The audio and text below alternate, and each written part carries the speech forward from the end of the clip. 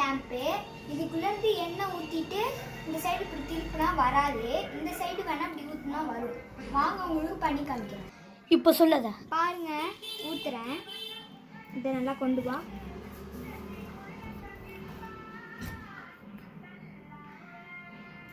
ஊற்றிட்டேன்.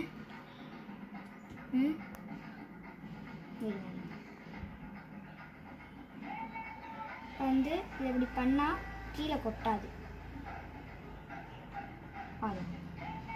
கொட்டாது, கீழே கொட்டாது. இப்போ உங்களுக்கு இந்த விளக்கு வந்து பற்ற வைக்கிறேன். ஆனால் கொஞ்சம் திரி வச்சு உங்களுக்கு பற்ற வச்சு காமிக்கிறேன். இப்போ உங்களுக்கு பற்ற வச்சு காமிக்கிறேன்.